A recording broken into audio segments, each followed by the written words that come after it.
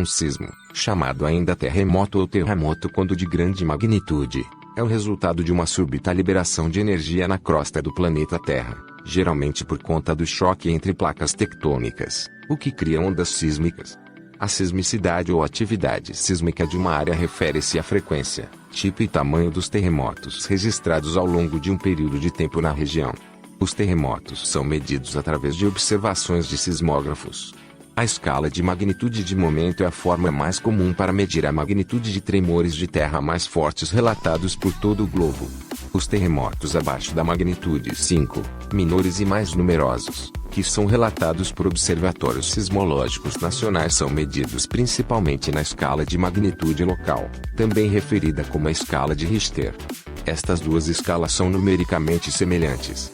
Os sismos abaixo da magnitude 3 são em sua maioria quase imperceptíveis ou fracos demais, enquanto que os de magnitude 7 ou mais podem potencialmente causar sérios danos em áreas maiores, dependendo da sua profundidade.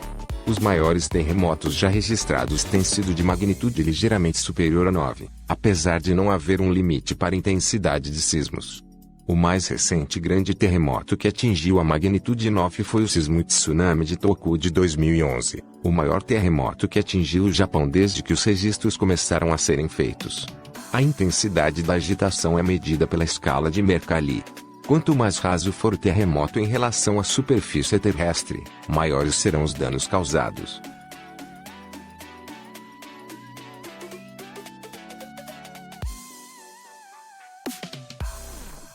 Falha geológica ou tectônica é a ruptura ou cisão de um bloco de rochas ou faixas estreitas da superfície que é responsável pelo deslocamento de suas partes.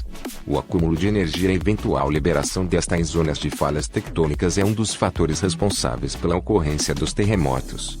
Esse fenômeno geológico surge em função da pressão aplicada por uma força, geralmente as placas tectônicas, em que a pressão exercida excede a capacidade de resistência e plasticidade das camadas rochosas, provocando a sua cisão ou ruptura, podendo gerar também algumas pequenas fraturas em seu entorno. Veja, a seguir, os elementos que formam a estrutura de uma falha geológica. A extensão da falha varia entre poucos centímetros e centenas de quilômetros. O plano de falha é a superfície da fratura onde se observa deslocamento relativo entre blocos. As dimensões podem variar de forma ampla.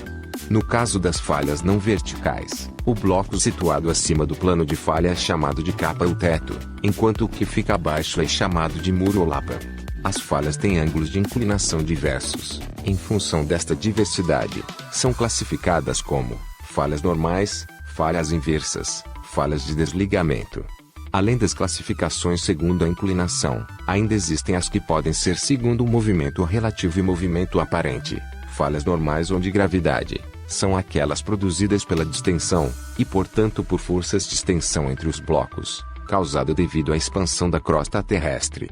Exemplos: Mar Morto, Mar Vermelho e Lago Vitória, África. Falhas inversas, ou contrárias, ou cavalgamento, ou compressão, são aquelas que resultam das forças compressoras horizontais causadas pela contracção da crosta terrestre, ou por encolhimento. Falhas transformantes, laterais, transcorrentes, de desligamento ou de deslocamento, são aquelas causadas igualmente por forças horizontais, sendo porém o plano de falha exclusivamente vertical.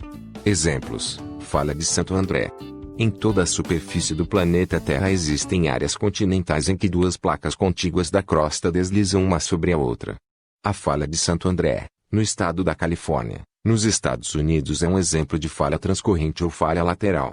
Existem 4 tipos de falhas: normal, o plano de falha é muito inclinado e a capa mova-se para baixo; inversa ou reversa, o plano de falha é muito inclinado e a capa mova-se para cima; transcorrentes, falha com o deslocamento horizontal; oblíqua, o movimento tem componente vertical e outra horizontal.